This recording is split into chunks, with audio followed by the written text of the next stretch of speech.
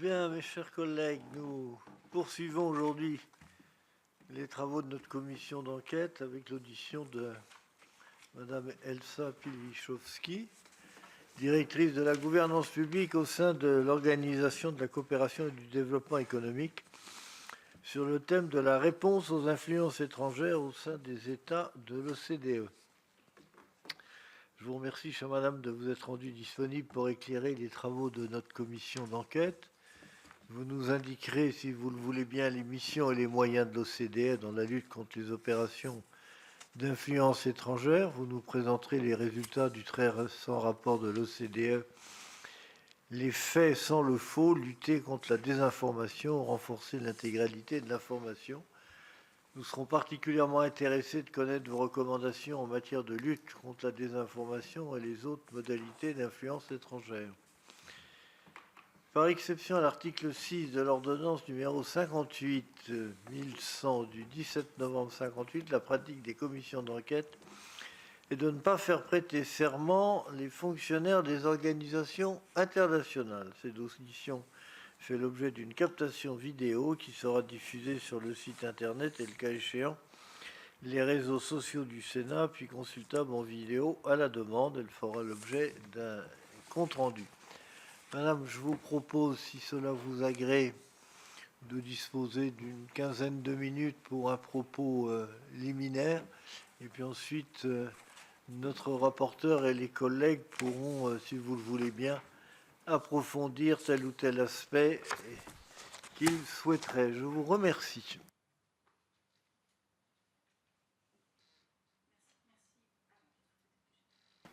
Merci beaucoup, Monsieur le Président. Bonjour à tous. Alors peut-être en un mot d'introduction pour dire que j'arrive juste de Séoul, où il y avait le 3e sommet pour la démocratie, qui était organisé par la Corée cette année, et que dans ce sujet sur la défense de la démocratie et le renouveau de la démocratie, le sujet de la désinformation et de l'influence étrangère était absolument au cœur des débats. Donc on est à un moment où ça devient un sujet international non seulement d'importance, mais connu, sur lequel les démocraties se mettent ensemble afin de préserver leur modèle. Peut-être aussi un mot au départ sur la définition, puisque de la même façon que sur le sujet du lobbying, on considère que le lobbying bien fait et de façon transparente et positif pour l'économie et la société en général, si tant est qu'il est transparent, il en est de même pour l'influence étrangère. C'est-à-dire qu'on part vraiment du principe, notamment quand on travaille dans une organisation internationale, que fait de façon transparente, l'influence étrangère peut avoir une contribution positive dans l'élaboration des politiques, notamment des politiques internationales. Les entités étrangères peuvent éclairer les débats politiques, faire progresser les processus décisionnels par la prise en compte d'intérêts diversifiés et promouvoir la coopération internationale. C'est la raison pour laquelle on a des ambassadeurs et des organisations internationales. C'est pour qu'on puisse s'influencer mutuellement pour avoir un résultat positif pour l'ensemble. Donc on part quand même de ce principe-là. Mais en revanche, quand les activités d'influence étrangère sont menées de manière dissimulée, secrète, non transparente, quand elles sont trompeuses ou avec l'intention de nuire, on peut alors parler d'ingérence étrangère. C'est pour ça qu'on préfère distinguer l'influence étrangère légitime de l'ingérence étrangère. L'ingérence étrangère a des conséquences à la fois sur l'intégrité de l'élaboration des politiques publiques ainsi que sur le bien-être collectif dans les pays ciblés. Et c'est ce type d'activité, donc secrète, maligne au sens américain du terme, trompeuse, qu'il faut circonscrire, de façon à ce que l'influence puisse s'exercer de façon transparente et en toute responsabilité, comme un outil des États. Peut-être aussi, juste avant de commencer, aussi pour rappeler qu'il s'agit non pas pour nous de polariser le monde, mais au contraire d'avoir une vision constructive et d'aider le monde à aller vers plus de paix, et donc de rappeler que rares sont les États qui n'ont pas fait d'ingérence étrangère dans le passé d'une façon ou une autre. Je pense qu'il est important de partir de ce constat afin d'avoir une discussion constructive entre États. C'est en partie ce qu'on essaie de faire à l'OCDE. En revanche, ce dont on se rend compte actuellement, c'est que les sociétés démocratiques ouvertes sont plus fragiles vis-à-vis de l'ingérence étrangère que ne sont les autocraties ou les dictatures dans lesquelles la fermeture et le contrôle de la société civile, des médias, des sources d'information, etc., les rend plus, au départ, plus solides vis-à-vis de l'ingérence étrangère. Donc on a un nombre croissant de nos pays membres pour lesquels la lutte contre l'ingérence étrangère est une priorité. Je crois que tout le monde est à peu près d'accord dans nos démocraties, en tout cas dans nos 38 pays membres, que c'est devenu un facteur de déstabilisation assez important, voire très important. Plus on va vers l'est de l'Europe, plus il est évident que c'est un facteur de déstabilisation parfois massif. Et ça s'exerce à travers les campagnes de désinformation, l'ingérence électorale, le financement politique, la répression transnationale de la diaspora, la coercition économique et l'ingérence dans l'élaboration des politiques publiques par des pratiques de lobbying secrètes. Une des raisons aussi pour lesquelles c'est devenu plus important aujourd'hui et pour lesquelles le sujet est passé de la sphère, je dirais la sphère du renseignement ou la sphère du militaire à la sphère beaucoup plus civile, c'est que la mondialisation, le numérique, tout ce qui concerne aussi la consultation des parties prenantes nous rend aussi plus fragiles vis-à-vis de l'ingérence étrangère. Le fait que les diasporas soient plus importantes, le numérique évidemment à travers la désinformation, la mondialisation qui fait que tout est intégré, donne des moyens plus importants, notamment pour les autocraties et du reste du monde, de s'intégrer dans les sociétés ouvertes et de faire de l'ingérence étrangère. Donc c'est aussi cette ouverture qu'il faut arriver à maintenir en même temps que lutter contre l'ingérence étrangère. Et c'est pour ça que c'est un challenge particulier aux démocraties dans le monde. On se rend compte aussi peu à peu que l'ingérence étrangère a des conséquences parfois importantes sur la confiance des citoyens dans les institutions publiques. Et d'ailleurs, malheureusement, c'est parfois, même parfois souvent, le but de ces ingérences étrangères. C'est-à-dire qu'il peut y avoir un but stratégique dans certains cas, mais souvent aujourd'hui, il s'agit juste d'un facteur de déstabilisation. Donc, à une époque où la confiance dans les institutions publiques est fragile, ça devient effectivement un problème encore plus important. Donc on a de nombreux gouvernements qui mettent en place des mesures pour améliorer leur connaissance des principaux canaux à travers l'influence étrangère a lieu, pour mettre aussi en place des outils et des techniques pour lutter contre l'influence étrangère. Donc, encore une fois, c'est important pour l'agenda de certains de nos pays membres. En novembre 2022, donc vous m'avez parlé de mandat et de moyens, les ministres de l'OCDE ont adopté la déclaration pour instaurer la confiance et renforcer la démocratie, appelée tout simplement la déclaration de Luxembourg, pour répondre aux défis qui se posent à notre modèle démocratique de gouvernance. Il y avait un ensemble de piliers de travail.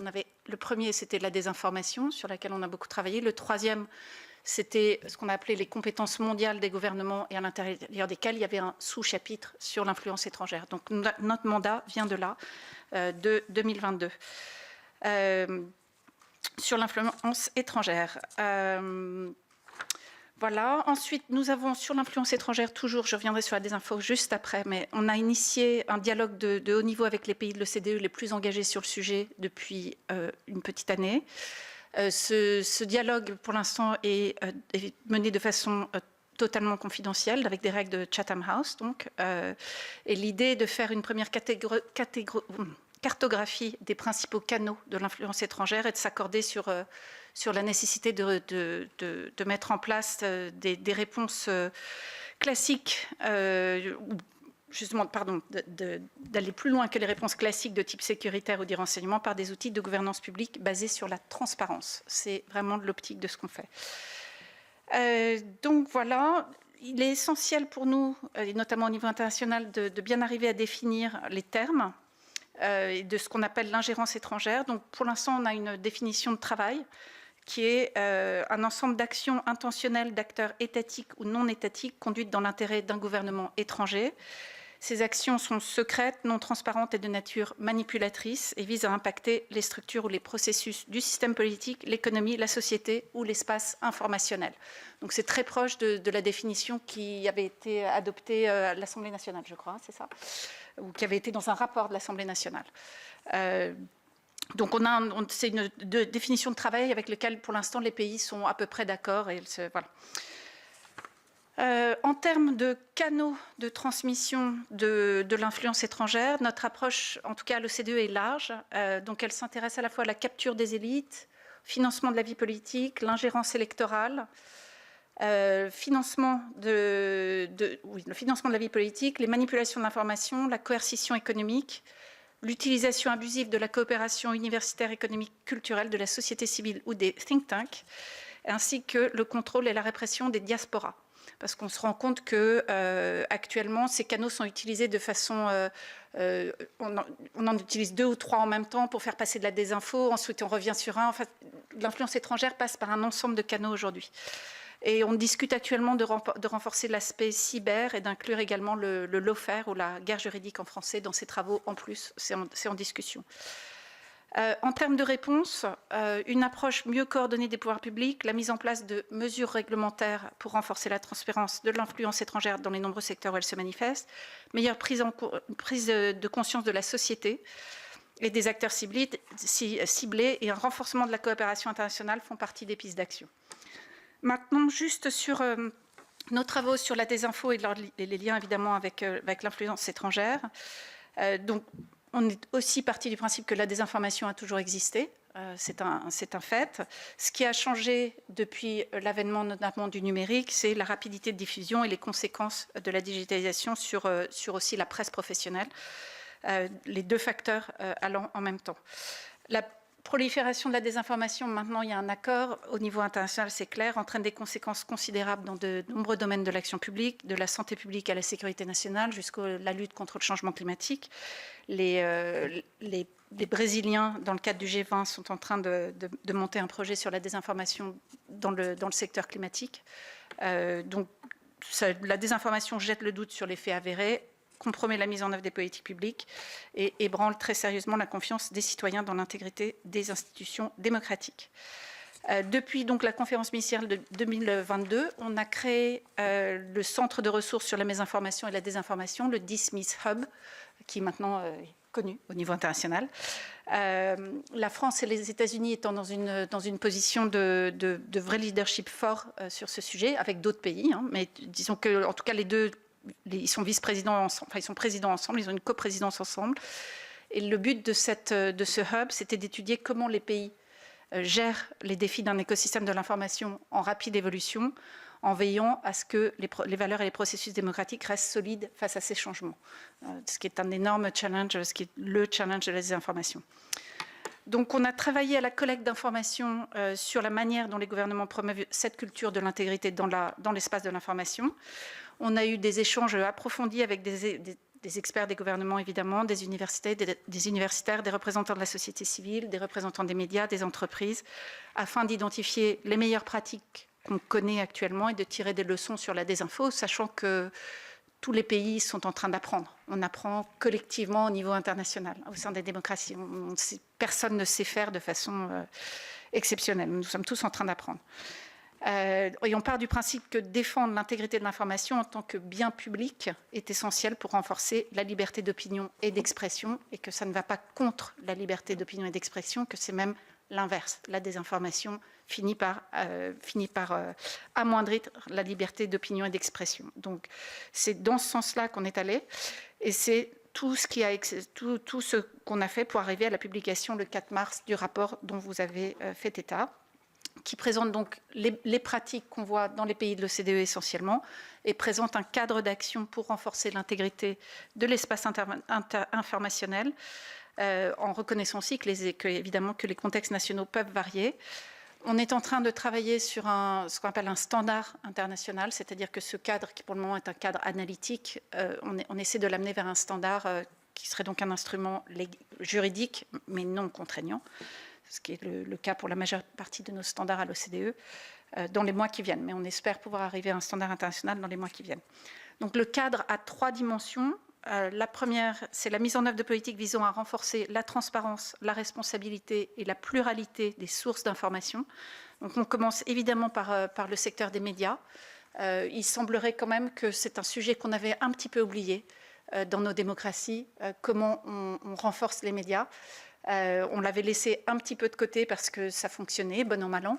Et aujourd'hui, avec à la fois la digitalisation d'un côté qui les a affaiblis et de l'autre, la sphère informationnelle qui n'est pas en bonne situation, on se rend compte qu'il faut de nouveau soutenir des politiques qui favorisent un secteur des médias diversifié, pluriel, indépendant, en mettant aussi beaucoup l'accent sur le journalisme local. Et donc ça, c'est le premier aspect. Et le deuxième aspect, c'est la mise en œuvre d'efforts réglementaires pour accroître la responsabilité et la transparence des plateformes en ligne, afin que leur pouvoir de marché et leurs intérêts commerciaux ne contribuent pas à véhiculer la désinformation.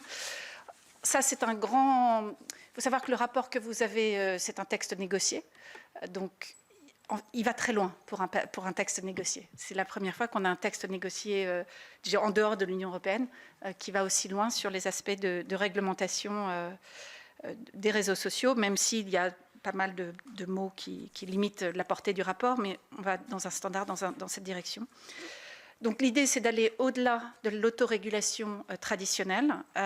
Donc on a besoin de politiques et de pratiques comme le DSA, le Digital Services Act, qui augmenteront la transparence des plateformes numériques, comment les données circulent entre elles, comment elles fonctionnent, la modération du contenu, la prise de décision algorithmique, les procédures de réclamation le cas échéant, afin d'encourager à leur responsabilité. Mais on parle bien de politique réglementaire pour la première fois.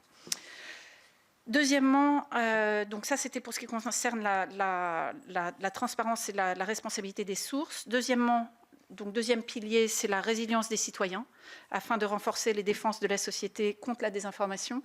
Alors là, en revenant de Séoul, où il y a eu un grand débat, notamment il y avait Maria Ressa qui était là, où la conclusion de ce débat, c'était aussi de dire ne laissons pas les citoyens tout seuls et ne mettons pas toute la responsabilité sur leurs épaules.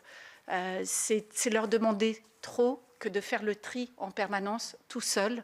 C'est pour ça qu'il faut que ce soit une politique, on appelle ça whole of society, parce qu'on ne peut pas imaginer... Les plateformes parlent beaucoup de l'éducation aux médias, c'est aussi parce que c'est un moyen de déresponsabiliser la publication de l'information. Donc oui, il faut absolument favoriser la résilience des citoyens, mais on ne peut pas tout attendre des citoyens tout seuls dans ce domaine. Donc, il s'agit néanmoins de donner aux individus les moyens de développer leur esprit critique, de reconnaître et de combattre la désinformation, ce que fait la France à travers le Centre de l'éducation aux médias et à l'information, la Finlande, les Pays-Bas aussi, avec des programmes éducatifs avancés, des curriculums dédiés tout au long de la scolarité. Il faut également mobiliser tous les secteurs de la société, notamment la recherche académique, les organisations de la société civile, pour élaborer des politiques globales et fondées sur des données probantes en faveur de l'intégrité de l'information. Troisième volet, améliorer les mesures de gouvernance, c'est ce qu'on appelle, nous, l'architecture institutionnelle, afin de préserver l'intégrité de l'espace d'information. Ici, il s'agit d'améliorer la coordination stratégique au sein de l'administration face à ce risque, d'investir dans des capacités humaines et technologiques, également de renforcer la coopération internationale entre les démocraties, puisque l'information circule à travers les frontières. Donc, y aller seul, ce serait une mauvaise idée, probablement pas très efficace. Donc, on rappelle toujours que l'action gouvernementale est nécessaire pour contrer la menace de la désinformation. Cependant, aucune action ne doit conduire à un plus grand contrôle de l'information, ce qui est, encore une fois, l'enjeu, ni à nuire aux droits fondamentaux et notamment à celui de la liberté d'expression. Donc, c'est un exercice très délicat d'équilibrage et les pays qui ont mis en place des structures ont souvent raté leur communication sur le sujet. Donc c'est très, très, très important de savoir parler de ce sujet-là sans menacer la liberté des systèmes d'information. Il y a 3 points dans le rapport sur les nouveaux risques liés à la désinformation d'origine étrangère, j'y reviendrai, la désinformation en période d'élection et enfin l'intelligence artificielle. J'ai envie de commencer par l'intelligence artificielle parce que Vera Jourova, qui était à Séoul, là, a dit une phrase qui m'apparaissait très juste. Elle dit avec l'avènement de l'intelligence artificielle, c'est la désinformation sous stéroïdes. Donc jusque-là, On ne savait pas très bien lutter contre la désinformation, on commençait juste à apprendre, et probablement la désinformation va être démultipliée de façon très importante dans les mois et années qui viennent.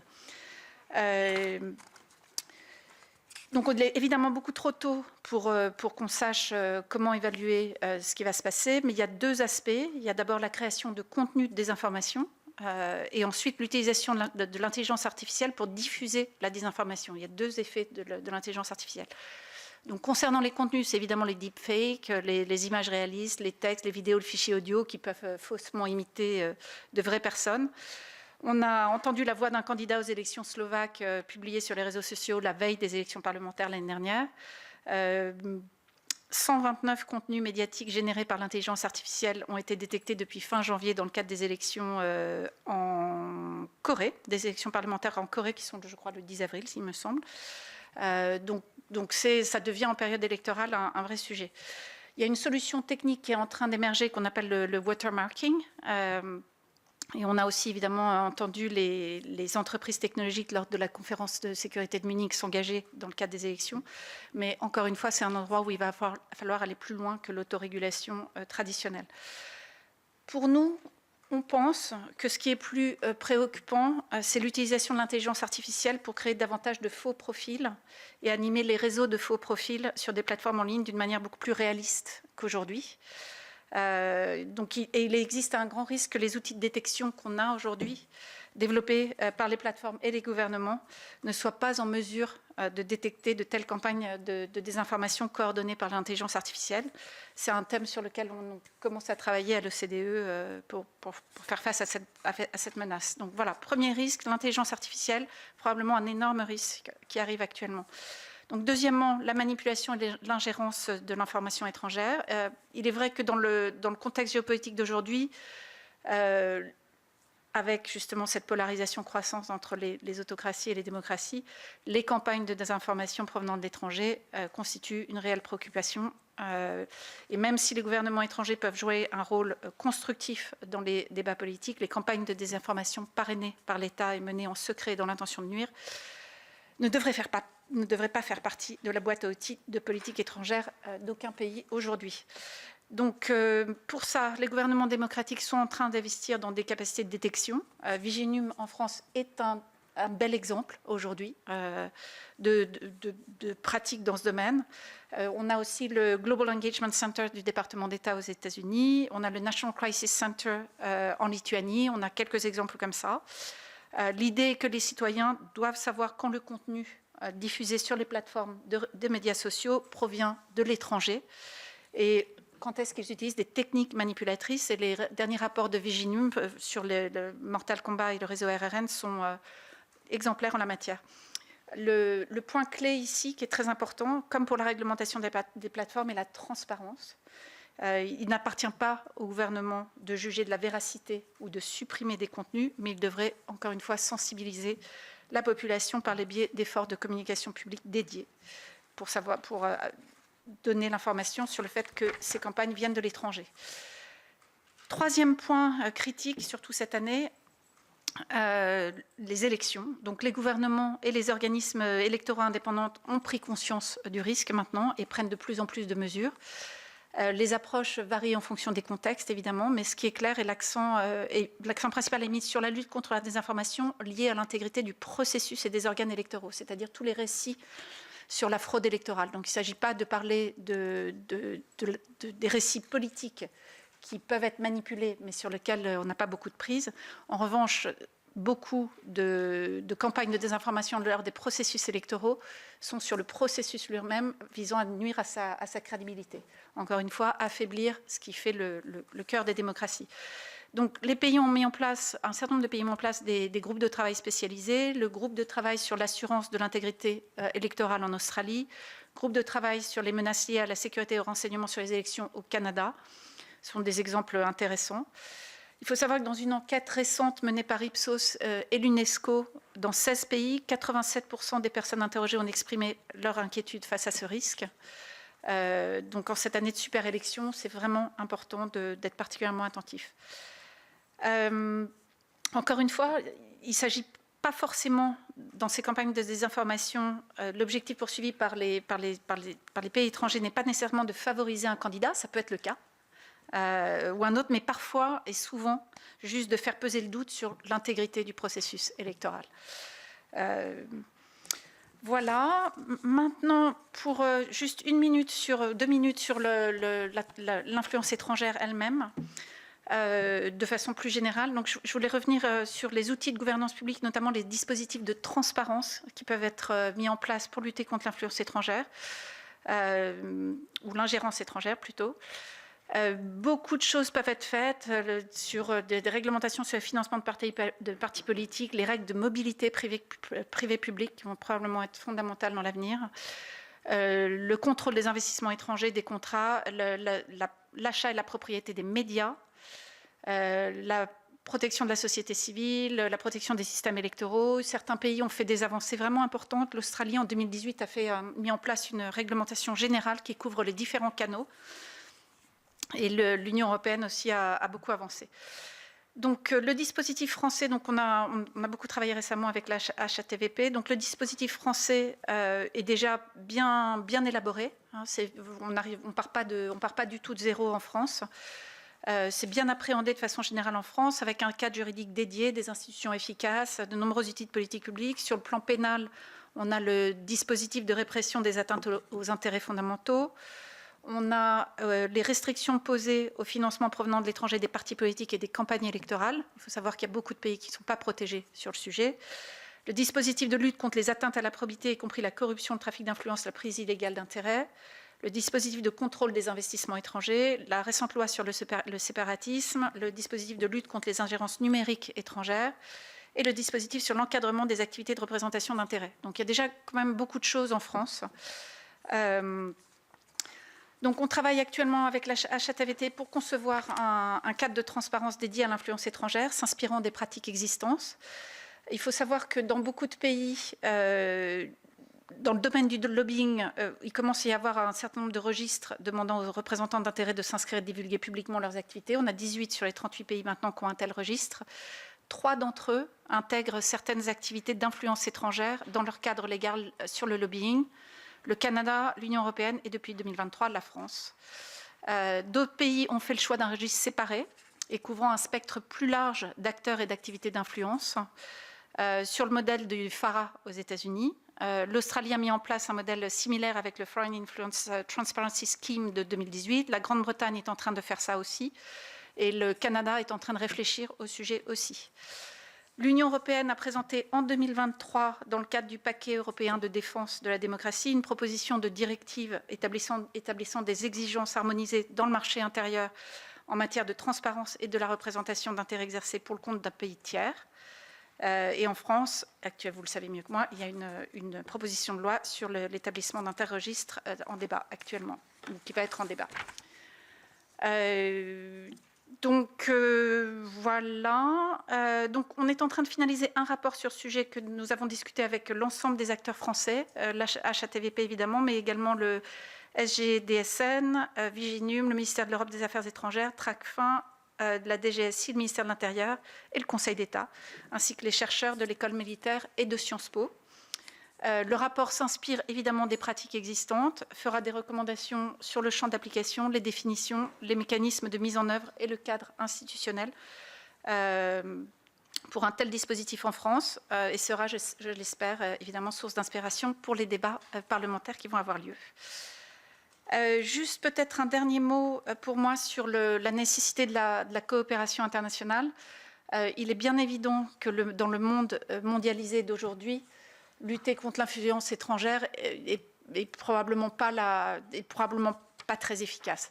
Donc, ce qu'on est en train d'établir entre les pays, afin qu'ils puissent collaborer mieux sur ces sujets, les pays qui ont des valeurs communes, sera probablement fondamental à l'avenir. Voilà. Merci beaucoup. J'espère que j'ai dit des choses qui vous intéressaient. Monsieur Temal va répondre à cette question. D'abord, merci, Monsieur le Président. Vous avez dit des choses très intéressantes, bien sûr. Comme ça, je réponds à cette première question. Et plus sérieusement, d'abord, vous remercier effectivement pour le rapport qui a été produit par l'OCDE, donc les faits sans le faux, qui est très riche à la fois dans les réflexions, dans les propositions. Et puis vous dire également que, avant de démarrer et de poser la première question, vous avez raison de rappeler qu'il faut toujours renforcer la démocratie. Et c'est par la démocratie qu'on pourra lutter contre les ingérences. Je pense que c'est important de le rappeler dans les débats et vous faites bien de le dire. Une fois que j'ai dit ça, j'ai plusieurs questions. Donc je propose qu'on fasse, je vous pose une question, vous répondez, on fasse ça directement. Vous avez évoqué la question de la définition, d'une part, et puis vous avez évoqué aussi le fait, de temps en temps, d'ingérence et d'influence. Pourrait-on dire, au-delà de ce que vous avez indiqué comme définition en cours de travail, qu'on va dire que globalement l'influence pourrait être le volet plutôt positif, et que l'ingérence serait la phase, on va dire, plus sombre, plus négative, parce que c'est vrai que nous, on a fait le choix, par exemple, d'influence à ce stade, mais on voit bien, et c'est tout le sens aussi d'une commission d'enquête, de rapprocher. Donc, est-ce qu'on peut estimer, globalement, que cette façon de gérer un sujet plus global, mais avec deux volets, c'est influence, on va dire plutôt l'aspect positif, transparent, démocratique, et ingérence, la facette cachée, volonté négative, pourrait être acceptée de votre point de vue? Oui, c'est comme ça qu'on a ouvert le sujet. Et d'ailleurs, je pense que c'est important parce que si on nie non seulement l'effet bénéfique de l'influence, mais si on nie le fait que les pays s'influencent, on sera en dehors de la réalité, surtout dans le monde mondialisé d'aujourd'hui. Je pense que c'est important de le prendre en compte. Il s'agit en fait, quand on parle de l'ingérence étrangère, de rendre le système international plus transparent sur les mécanismes d'influence. Pour nous, c'est vraiment le but de notre côté, c'est d'accepter, et même d'accepter de façon très positive et très constructive l'influence, mais d'avoir un cadre qui ne permet pas l'ingérence. D'accord. Je vous remercie. Deuxième question. Dans votre rapport, et là ce que vous dites, alors vous évoquez plusieurs expériences, est-ce que on peut que il y a des points communs, ou en tout cas, pouvez-vous peut-être détailler ce qu'a pu mettre notamment l'Australie, vous l'avez dit tout à l'heure, qui a une vision, une législation plus globale. Est-ce que on peut, en Europe, s'inspirer de l'exemple australien? Et si oui, en quoi? Ou y a-t-il un modèle qui serait plus approprié à notre approche? Est-ce que je peux demander à mon collaborateur de parler, ou alors est-ce que d'un point de vue réglementaire, je dois parler? Allez-y. L'exemple australien a été mis en place en 2018. L'exemple américain existe, lui, depuis 1938. Il avait été mis en place, en fait, à l'époque, pour lutter contre l'ingérence du régime nazi aux États-Unis avant l'entrée en guerre des États-Unis. Le système qui est en train d'être mis en place en Grande-Bretagne s'inspire également de tout ça. Donc non, la France, les autres pays de l'Union européenne d'ailleurs, à travers le projet de directive de la Commission, peuvent tout à fait s'inspirer de ces travaux, de ces approches qui sont diverses, qui ont chacune des avantages et des inconvénients. On regarde dans le rapport qu'on est en train de finaliser ces différents avantages, ces différents inconvénients et s'ils peuvent s'adapter au cas français. Mais c'est une très bonne source d'inspiration, oui, dans tous les cas. Et pouvez-vous détailler deux, trois éléments positifs, notamment, et négatifs de fait, de l'exemple à la fois australien, rapidement, et de l'exemple américain? Tout à fait. Alors, sur l'exemple américain, ce qui est intéressant, c'est que dès 1938, il avait prévu d'intégrer non seulement l'influence sur les décideurs publics, les décisions publiques, mais également sur le public. À l'époque, je crois qu'il y avait tout un ensemble de clubs qui étaient créés par les autorités allemandes de l'époque pour essayer d'influencer le public américain. Et en fait, ce fait qu'il s'intéresse aussi à l'influence du public a survécu à l'épreuve du temps et aux évolutions technologiques, vu que c'est en vertu de ce FARA que des entités russes ont été condamnées pour ingérence dans les élections américaines de 2016 à travers des campagnes de désinformation sur les réseaux sociaux. Donc ça, c'est un point qui est assez important de notre point de vue sur le FARA, c'est d'intégrer également l'influence du grand public et pas uniquement des décideurs et des décisions publiques. Ça, c'est sur le FARA. Sur le système australien, alors ce qui est intéressant dans le système australien, c'est déjà qu'il détaille de façon très précise les différentes entités qui pourraient être considérées comme menant des activités d'influence étrangère. Ce n'est pas uniquement les gouvernements ou les agences gouvernementales, ça peut être aussi des entités privées. Et il détaille en l'occurrence de façon assez précise les pourcentages de droits de vote ou du capital qui seraient détenus par des gouvernements étrangers qui permettraient de les qualifier comme des entités qui exerceraient de l'influence étrangère. Et un deuxième point sur le système australien qui est intéressant, c'est qu'il a une spécificité par rapport aux périodes électorales, avec dans ces périodes-là des demandes de mise à jour précises et des délais plus courts pour enregistrer les activités d'influence. Ça, c'est des choses dont on pourrait s'inspirer dans un système français. Je vous remercie. Donc là, on est d'accord sur le système australien. Ça peut être des médias comme des entreprises où il y a l'obligation de déterminer le pourcentage du capital détenu par des intérêts étrangers. Alors, dans tout système, il y a des exemptions. C'est très important d'avoir des exemptions. De mémoire, comme cela, je ne pourrais pas vous dire si les médias sont intégrés ou pas dans le système australien. D'accord. Mais en général, enfin, les exemptions concernent bien entendu toutes les activités diplomatiques et consulaires, tout un ensemble d'autres juridiques également.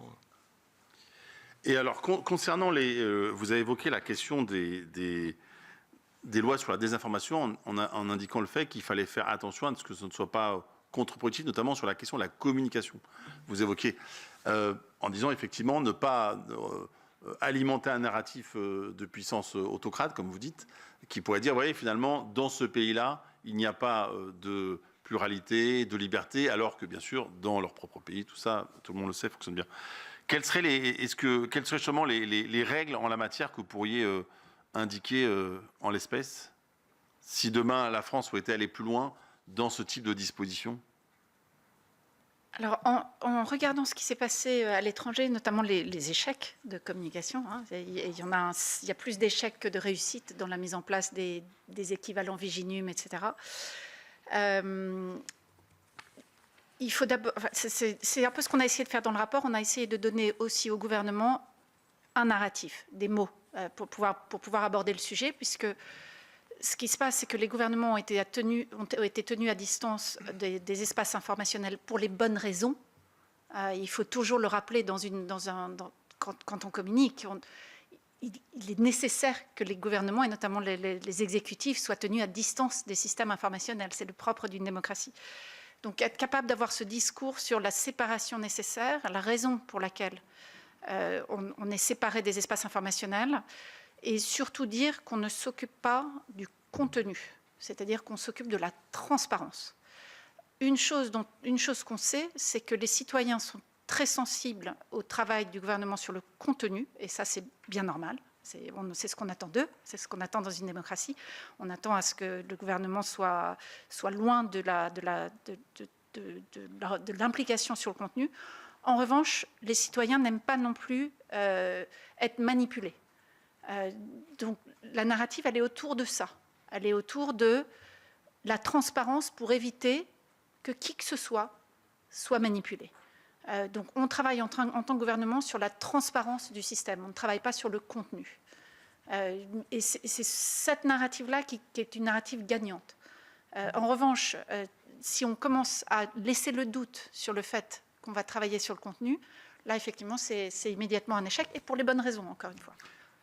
Et pourriez-vous nous donner d'exemples, justement, un ou plusieurs exemples d'échecs de gouvernants qui ont essayé, mais peut-être en ne suivant pas votre précepte, en tout cas commettant des erreurs et étant finalement harponnés par les narratifs de ceux qui sont dans l'ingérence? Alors, moi, je connais plutôt les échecs, et puis j'ai pas tellement trop envie. Enfin, voilà, je voudrais pas pointer un pays parce qu'on l'a pas fait. Donc, on l'a pas fait dans nos rapports. On n'a pas parlé des échecs. On en a parlé avec les gouvernements de façon individuelle. C'est un peu dur pour nous. Je peux peut-être dire, il y a des exemples. Oui, là, enfin, il y a eu des crises politiques un peu compliquées aux États-Unis, c'est sûr, en Allemagne, au Brésil. Voilà, c'est les premiers exemples qui viennent à l'esprit. D'échecs? Oui, de situations compliquées dans la mise en place de mécanismes ou dans le discours qui ont... Mais alors, sans citer le pays, vous pourriez peut-être donner le cas précis, en tout cas éclairer la commission d'enquête. En fait, c'est la communication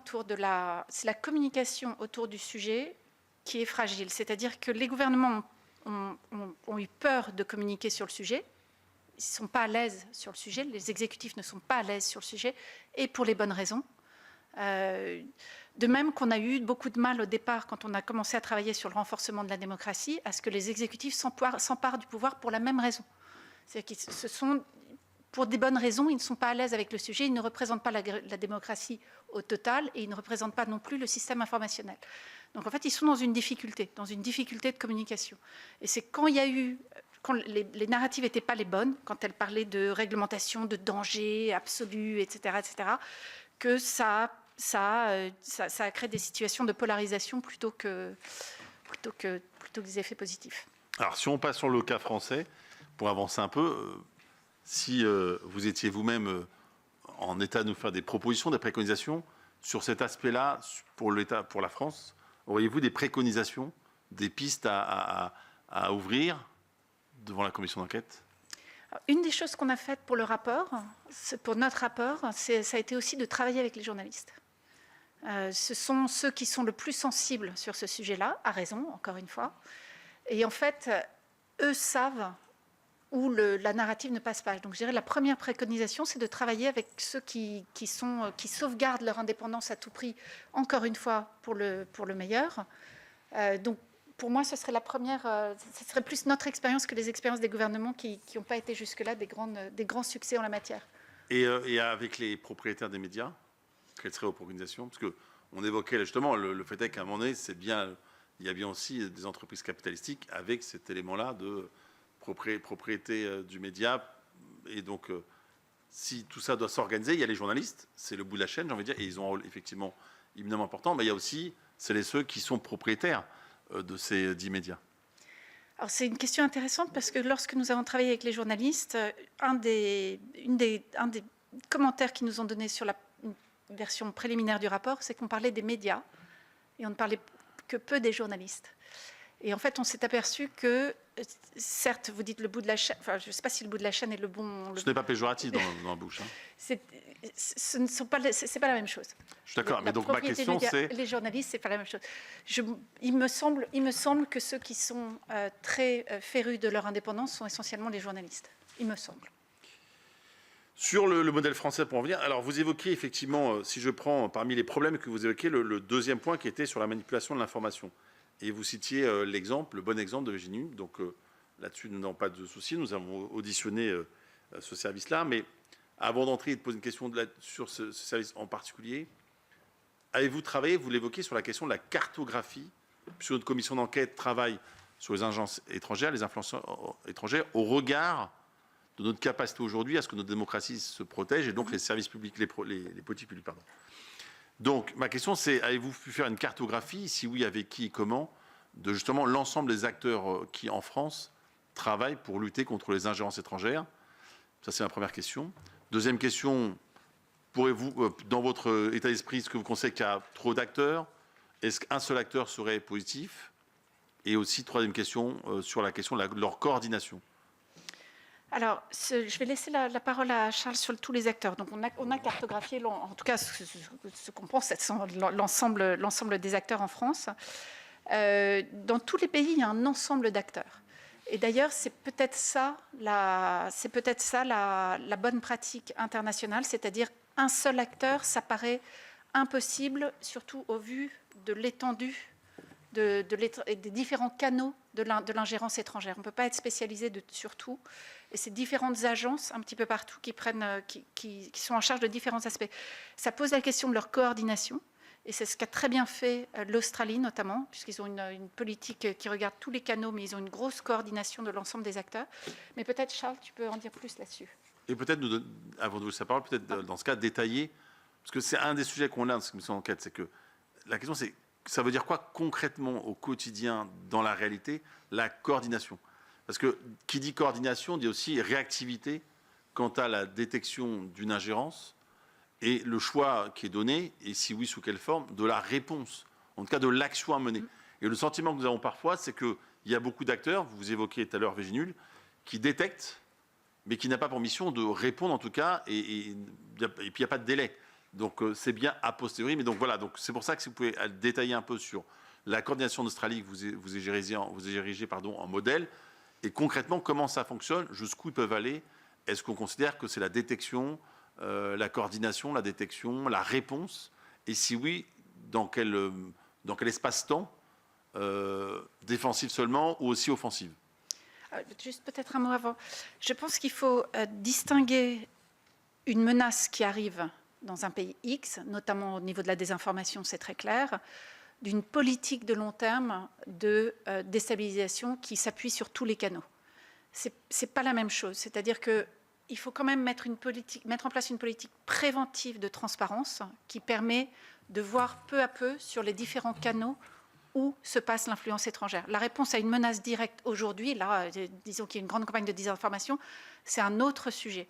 Les deux sont évidemment liés, mais nous, on part du principe que ce n'est pas la mise en place de cette transparence et la signalisation d'un ensemble de canaux utilisés qu'on arrivera à bout, plus ou moins, de l'influence étrangère. Une fois qu'on répond à une menace qui est en place, c'est quasiment déjà un peu tard, je dirais. Il faut le faire, mais c'est déjà un peu tard. Ce qu'il faut arriver à mettre en œuvre, c'est ce système en place qui permet d'en prévenir la grande majorité, ce système de transparence. Et ça, c'est un ensemble d'acteurs, ça ne peut pas être un seul acteur. Et vas-y, Charles. Alors, nos travaux sont un peu préliminaires parce que, comme Mme Pilichowski vous l'a dit, c'est un sujet dont on s'est saisi assez récemment. Et quand on regarde le cas de la France, on l'a regardé un peu plus dans le détail par rapport à un outil particulier qui est celui d'établir un registre de transparence de l'influence étrangère. Mais après, c'est préliminaire. Ce qu'on peut vous dire, c'est qu'effectivement, ce qu'on va chercher à recommander quand on regarde l'ensemble des canaux qui ont été évoqués, que ce soit la coercition économique, la désinformation ou autre, il y a besoin d'une multiplicité d'outils, chacun étant géré par tout un ensemble de différentes institutions, et il y a besoin d'une vraie coordination pour qu'il y ait une cohérence d'ensemble de l'approche utilisée. Dans le passé, l'ingérence étrangère a été traitée essentiellement par des services de renseignement, des approches sécuritaires qui, par définition, fonctionnent un peu en silo. Mais aujourd'hui, face à l'ampleur du risque et de la menace et le besoin de nouveaux outils plus civils, il y a un vrai besoin de faire une transformation de cette approche silo vers une approche coordonnée sur le plan stratégique, avec une stratégie nationale bien établie avec tous les acteurs et un chef de file. On peut penser à l'évidence, en France, il y a des acteurs qui sont bien placés pour le faire au niveau de ce qu'on appelle le centre de gouvernement. Voilà, ça c'est pour l'approche stratégique.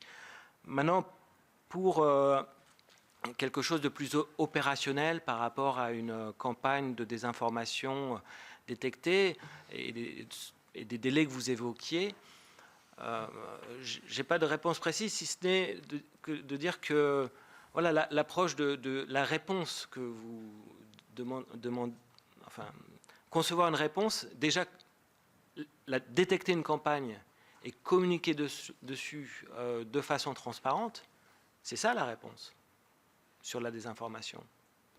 La réponse opérationnelle, c'est celle-là. Et elle est menée, de notre point de vue, par Viginum, quand elle met en lumière des campagnes de désinformation d'origine russe, qu'elle les souligne auprès des citoyens sur comment elles ont fonctionné. En fait, telle est la réponse opérationnelle.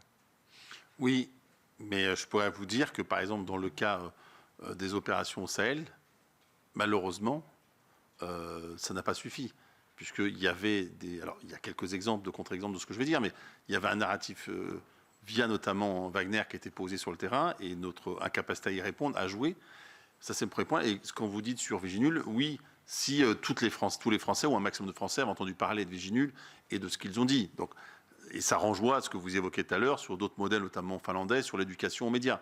Donc, moi, ma question, c'était vraiment, donc, vous considérez que, par exemple, on pourrait dire que donc, le premier étage de la fusée pourrait être la rédaction d'une stratégie nationale en France, avec donc à long terme, bien sûr, avec tous les éléments que vous évoquez, militaires et civils, à long terme, avec une coordination forte d'un chef de file et des capacités parfois de réponse si c'est nécessaire. Donc on peut considérer que ça serait un élément positif. Deux dernières questions pour ensuite laisser mes collègues prendre la parole.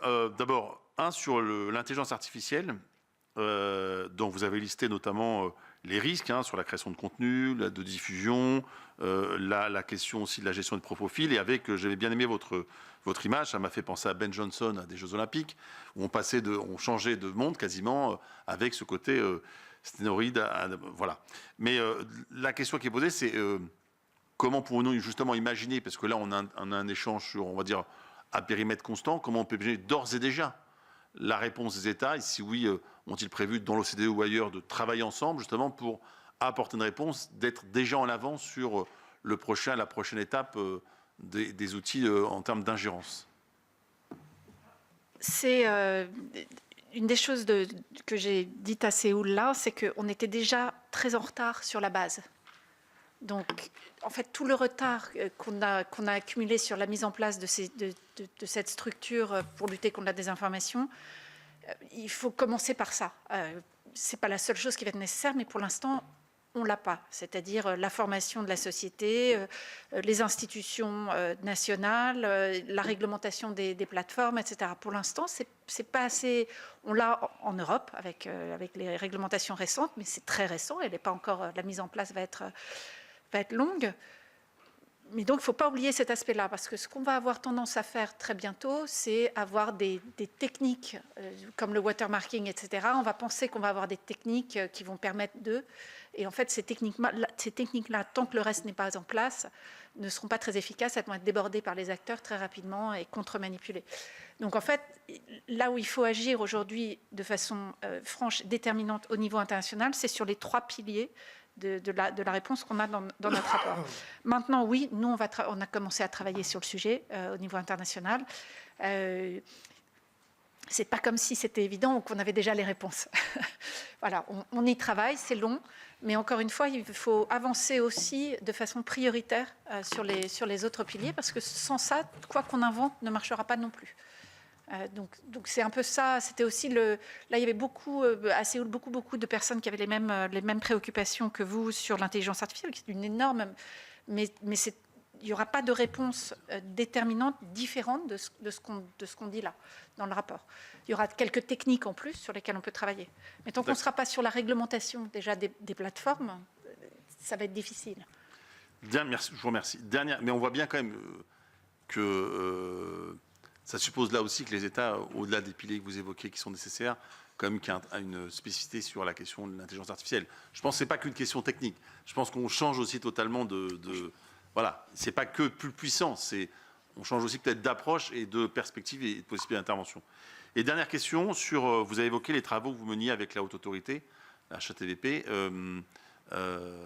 et vous avez cité un certain nombre d'autres acteurs. Est-ce que vous pouvez en dire plus? Parce que nous sommes pour l'instant, je l'ai dit, donc sur la commission d'enquête, notamment, la question, c'est comment notre démocratie peut combattre les ingérences, aujourd'hui, puis surtout en prospective. Est-ce que vous pouvez en dire plus, si vous avez le droit, sur un peu les têtes de chapitre de ces travaux-là, concrètement? C'est Charles qui est en charge du rapport, donc je vais lui donner la parole. Et nous dire quand il sera remis, s'il vous plaît. Oui, alors on discute actuellement, effectivement, le calendrier s'est un peu accéléré avec la proposition de loi qui a été déposée et discutée en commission des lois à l'Assemblée. Donc vers fin avril, on prévoit de faire un événement avec la Haute Autorité pour publication du rapport. Et on regarde dans ce rapport 2 aspects. Donc comment un système de registre de transparence des activités d'influence étrangère pourrait être mis en place en France. Donc on s'intéresse à la fois à son champ d'application, les différentes définitions, les sanctions éventuelles, l'organisation institutionnelle. Et puis on s'intéresse également aux questions d'intégrité des responsables publics, notamment en ce qui concerne mobilité publique-privée. Voilà. Donc là, c'est plutôt on fait des pistes on fournit des pistes de réflexion à la Haute Autorité et aux acteurs français sur ce sujet. Merci. Pour conclure, nous sommes très demandeurs, bien sûr, de participer à cet événement, parce que, au-delà d'une PPL, et elle a son importance, et c'est le droit de nos collègues, bien évidemment, nous souhaitons, nous, avoir un rapport qui balaye beaucoup plus largement et permet de structurer, notamment, tout ce qu'on évoque là, la stratégie, les grands éléments, et d'avoir aussi, donc, peut-être une sorte de base ou d'outils pour construire cela. Donc, nous sommes très demandeurs à la fois de ce rapport-là et d'y participer, et puis bien évidemment ensuite de continuer à travailler ensemble parce que voilà, on considère qu'il y a un travail en long, et vous l'avez dit, militaire, civil, du volet économique au volet média, en passant par l'institution. On voit qu'il y a besoin de balayer beaucoup de choses, même si beaucoup de rapports ont déjà été commis, mais souvent dans des approches de silos. Donc voilà, donc on vous remercie bien évidemment pour le travail qu'on pourra faire ensemble à l'issue de vos travaux. Merci à vous. Merci. Il nous reste une petite demi-heure et pour l'instant, j'ai 2 inscrits. Catherine Morin-Desailly, ensuite Éric Boquet, mais je vois que ça suscite d'autres vocations. Catherine. Merci, Président. Dans le prolongement des excellentes questions du rapporteur, je voudrais prolonger ces questions sur l'intelligence artificielle et la réglementation des plateformes que vous appelez de tous vos voeux.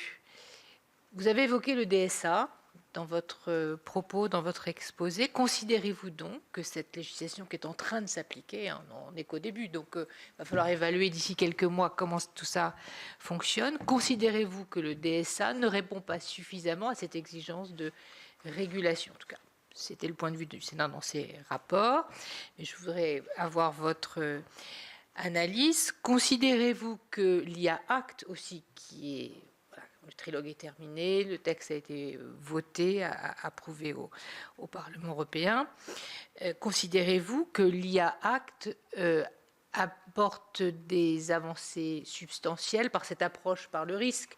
Vous avez évoqué le risque de manipulation des populations. Il y a très clairement dans l'IA Act des utilisations non éthiques donc qui sont interdites. Considérez-vous que l'on va assez loin? Donc l'Europe est la première à réguler sur l'intelligence artificielle. Est-ce que ce texte, un peu à l'instar de ce qu'a été le RGPD, est regardé et scruté de près par l'ensemble des comment dirais-je, des États composant l'OCDE, les 39 États? Je sais que l'Union participe mais n'a pas le droit de vote à l'OCDE. Est-ce qu'il y a une influence de ce texte qui fait réfléchir aussi les autres pays? Et puis alors vous parlez de la réglementation des plateformes, il faut aller au-delà de l'autorégulation, mais vous n'évoquez pas plus largement, je voudrais avoir votre point de vue, au-delà des plateformes, ce sont les groupes, ce sont les big tech, on retrouve les mêmes, AWS, Google, Microsoft, qui gèrent eux de la donnée, parce que l'IA, elle se nourrit de données. Donc quel regard portez-vous aussi sur le traitement de la donnée, la régulation de la donnée? Il y a un texte qui arrive bien sûr aussi au niveau européen, c'est fortement corrélé au développement de l'IA, ce sont des algorithmes extrêmement sophistiqués, mais c'est toujours de la donnée. Et puis j'aimerais savoir, j'ai une dernière question, à quel moment l'OCDE, dans la longue histoire de la, comment dirais-je, des déviances de l'Internet qui se construit à partir du moment où Edward Snowden en 2014 révèle en fait c'est un monde finalement pas si idéal que ça, à quel moment l'OCDE observe-t-elle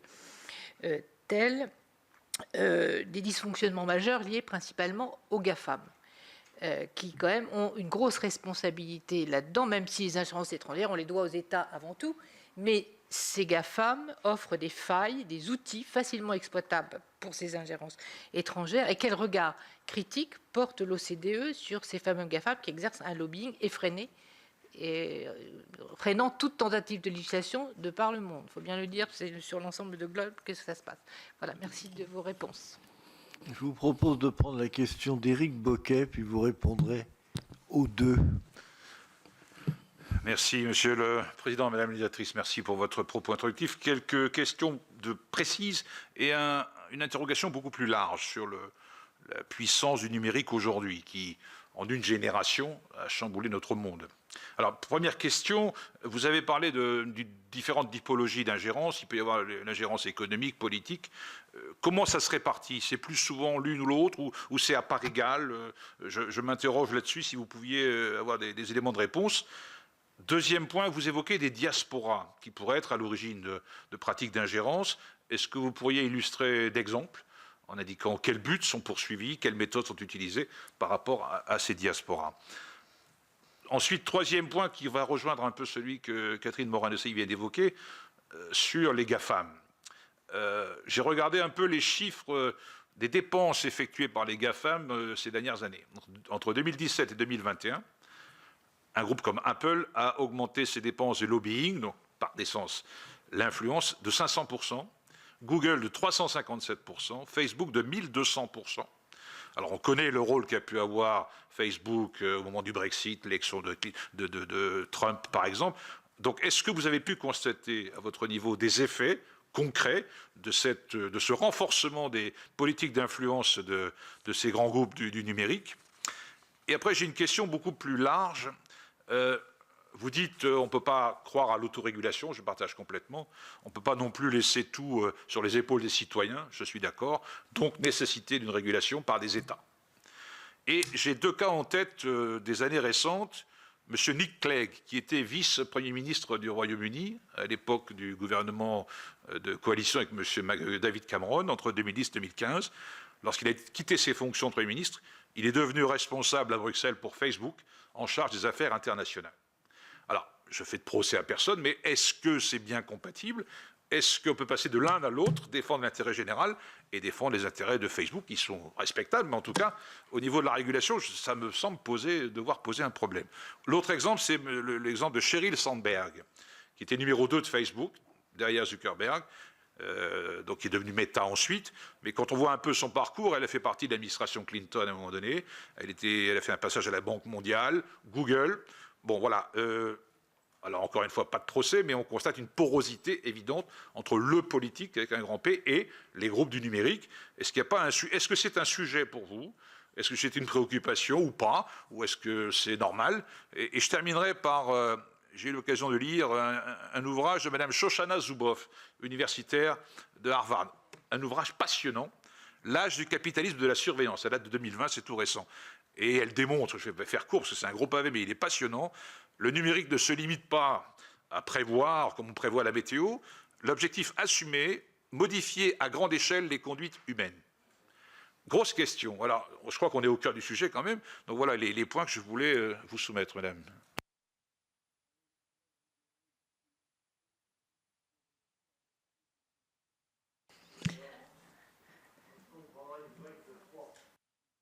Je vais essayer de faire court. Donc sur le DSA et l'acte sur l'intelligence artificielle, alors dans notre rapport, très clairement, on dit que c'est la bonne voie. Voilà. J'ai envie de citer un peu ce qu'a dit Maria Ressa à Séoul, qui était sur Maria Ressa, c'est l'ancienne prix Nobel de la paix, qui est très très connue sur le sujet de la désinformation, qui est une des grandes voix mondiales sur le sujet de la désinformation, et qui disait l'Union européenne a gagné la course des tortues. Et j'ai trouvé ça intéressant comme formule, c'est-à-dire que l'Union européenne a fait un pas en avant gigantesque avec le DSA et l'IA Act, qui sont source d'inspiration de beaucoup dans le monde. Mais effectivement, ça arrive tard dans le monde. Voilà. Donc ça, c'est le grand sujet qui est aujourd'hui. Est-ce qu'il faut le mettre en œuvre rapidement? Maintenant, autre chose de très important dans votre question, est-ce suffisant? Pour l'Union européenne, on va voir d'abord comment il est mis en place, parce qu'il va falloir toutes les capacités de réglementation de mise en œuvre qui sont vraiment importantes. On va voir l'effet que ça a, il va falloir l'évaluer. Ce qui est important, c'est qu'on puisse aller plus loin que l'Union européenne. C'est-à-dire que, encore une fois, l'espace informationnel de l'Union européenne, il n'est pas fermé. Il est ouvert à tout ce qui se passe dans le monde en permanence. Donc si on pouvait avoir quelque chose qui représente au moins un accord des démocraties pour aller plus loin sur le sujet, ce serait déjà aussi un énorme pas en avance. Si on pouvait avoir l'équivalent philosophiquement d'un DSA plus mondial, ce serait vraiment formidable. Vous noterez dans le rapport, on parle de réglementation. Alors c'est un texte négocié, donc il est marqué « as appropriate ». Je ne sais même plus comment on le traduit en français, mais en gros, si on pense que c'est bien. C'est-à-dire qu'on n'y est pas encore, même dans l'idée de la réglementation au niveau mondial. On n'y est pas encore. On a fait un grand pas avec notre rapport, ça a l'air de rien parce qu'il faut savoir, il faut lire entre les lignes, mais ça a été un énorme pas. Il reste encore beaucoup à faire pour construire cette globalité et cette défense de l'ensemble des démocraties. Et d'ailleurs, je reviens sur votre question à propos du Mali, où évidemment je ne prendrai pas position là-dessus du tout, mais on ne peut pas imaginer lutter dans un pays en tant que puissance étrangère sur l'espace informationnel. Ça paraît impossible. Quand on est un autre pays, à l'intérieur d'un pays, on ne peut pas, ça ne paraît pas faisable. Oui, mais ce que je veux dire, c'est qu'on ne peut avoir de discours démocratique sur son système informationnel qu'à l'intérieur d'un pays. C'est pour ça qu'il faut arriver à ramener dans ce sujet de la désinformation beaucoup plus de pays que l'Union européenne, parce que sinon on n'y arrivera pas. Sur les données, d'ailleurs, j'ai envie de dire quelque chose. Il est en train de se passer quelque chose, c'est-à-dire qu'avec l'intelligence artificielle générative, on va avoir les pays du Sud vont être en grande difficulté par rapport aux pays du Nord, parce qu'ils n'ont pas le même nombre de données libres déjà ouvertes sur Internet. Donc on risque aussi d'avoir une énorme différence de données et de contenus produits entre les pays entre guillemets du Sud et les pays du Nord, ce qui va poser des grandes questions de concurrence de narrative entre ces pays. C'est-à-dire que il va y avoir des pays qui vont donner de la donnée pour pouvoir influencer dans le Sud. Donc c'est aussi ça sur quoi il faut travailler, et ça c'est très compliqué. Sur le sujet des GAFAM, donc on travaille beaucoup avec les GAFAM dans le CDE, et je vais pas prendre position, monsieur, sur les histoires de lobbying, parce que c'est un sujet compliqué. Ce qui est sûr, en revanche, c'est que bon, nous, on travaille aussi, on a beaucoup de sujets de travail, mais un des sujets sur lesquels on travaille beaucoup actuellement, c'est le lobbying. On a la recommandation de l'OCDE, était la première en 2010, je crois. Et on est en train de travailler sur une recommandation sur le lobbying beaucoup plus large, qui comprend aussi l'influence, y compris l'influence étrangère. Mais ce qui est sûr, c'est que sur le sujet du numérique en général, on parle beaucoup de l'implication des parties prenantes. Quand on parle des parties prenantes, de facto, on parle beaucoup de l'implication des entreprises technologiques.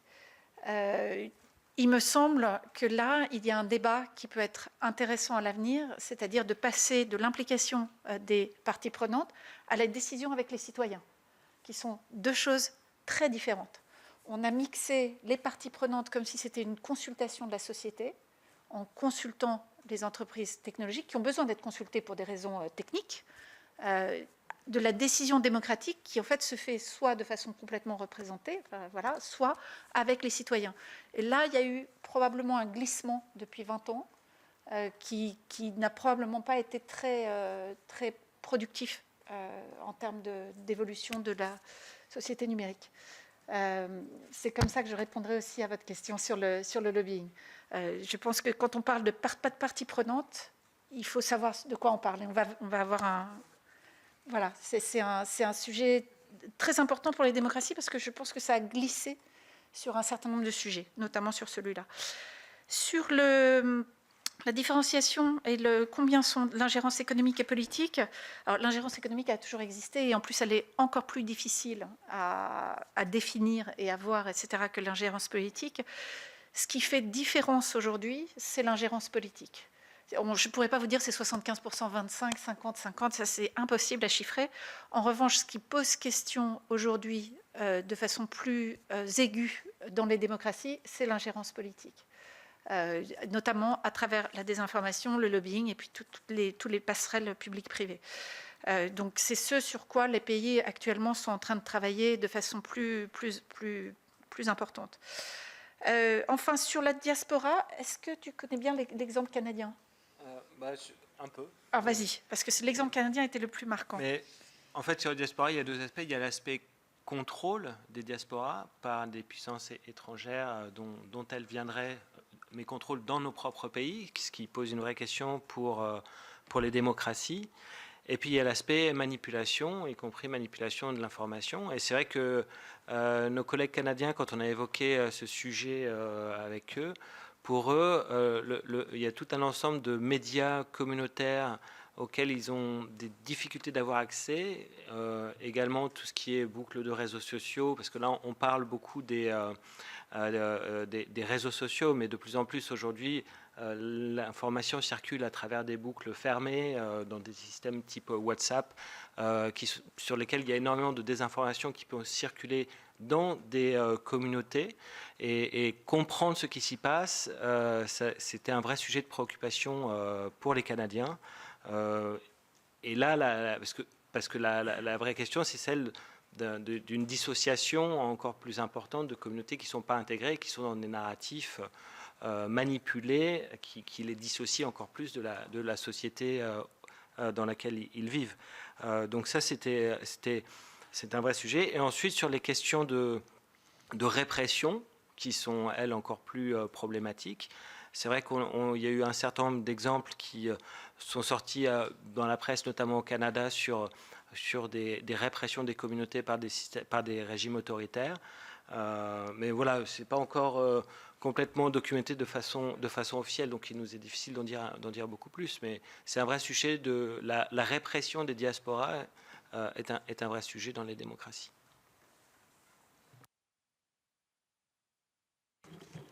Il nous reste un tout petit quart d'heure, donc Gisèle Jourda, Evelyne Perrot et Akli Melouli.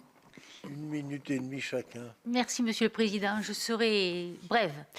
Une proposition de loi qui reprend les recommandations des services de renseignement et de la DPR propose d'autoriser le recours à la technique de l'algorithme qui permettrait d'améliorer les résultats en matière de lutte contre les ingérences étrangères en suivant les modes opératoires de certains services étrangers agissant sur le territoire national, tels que les déplacements, réservations, habitudes de communication, et ce, pour une expérimentation de 3 ans.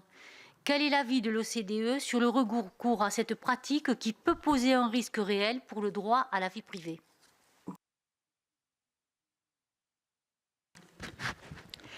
Merci, Président. Madame, une question toute simple. Comment sensibiliser les scolaires sur la désinformation? Et certains pays le font-ils déjà? Est-ce que vous pouvez nous en parler? Merci. Alors moi j'ai un micro qui est cassé, mais c'est peut-être l'influence étrangère qui m'a cassé le micro. Moi juste une petite précision, parce que j'ai toujours un peu de mal avec cette question quand on met les diasporas. C'est-à-dire que le risque de stigmatisation des diasporas ou de penser que ce seraient seulement eux les agents d'influence, il n'y a pas besoin d'être de diaspora pour être un agent d'influence. Parce qu'il y a aussi l'apport positif, et on l'oublie, notamment dans nos relations internationales, l'influence que peut avoir dans le sens positif. Je crois que quand on est bienveillant, on est bienveillant. Quand on est malveillant, quelle que soit l'origine. Donc ça demande une précision, parce que quand on cite les diasporas comme ça, comme on le fait, le risque est de les stigmatiser encore plus qu'ils ne l'étaient déjà.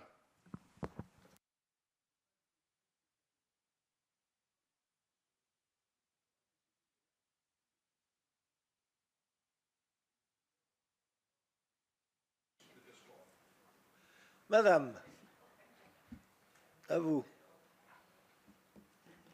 Oui, monsieur. D'abord, pour répondre à votre commentaire, vous avez entièrement raison. C'est un discours avec lequel il faut s'en méfier de ce discours-là.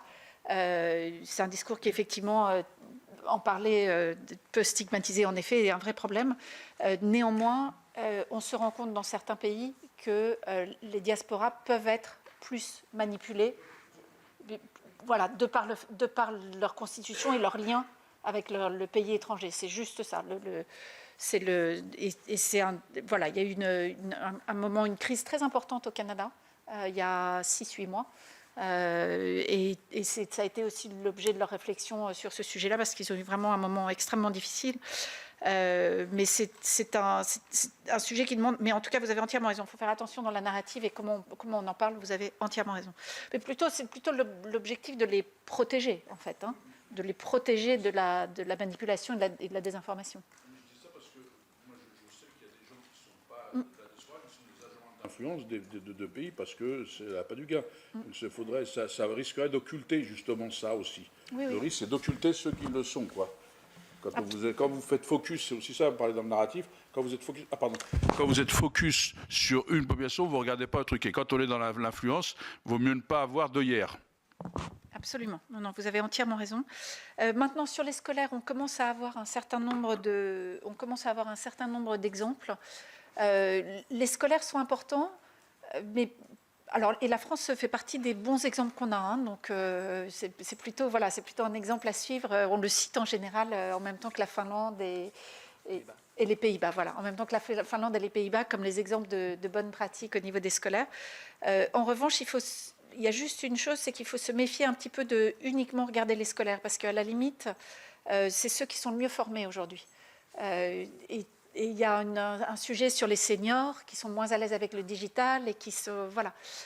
Donc là, les scolaires, oui, mais c'est aussi l'ensemble de la société qu'il faut regarder, et notamment en partie les seniors. Et quant au sujet sur l'utilisation de la technique des algorithmes, on n'a pas encore de... On voit de quoi il s'agit, mais on n'a pas encore d'avis dessus. Voilà. Désolée. Plus tard. Pour le moment, non. Bien, s'il n'y a pas d'autres questions, il me reste, madame et monsieur, à vous remercier du temps consacré. Et on va lever la séance. Elle sera reprise à 16 h pour écouter Roch-Olivier Mestre.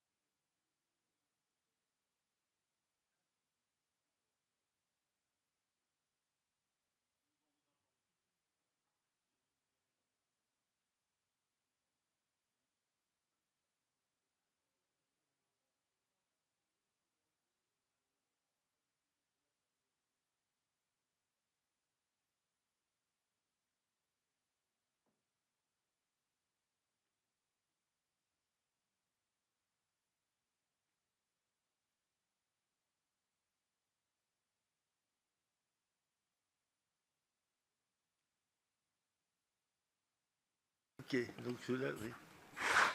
Bien, mes chers collègues.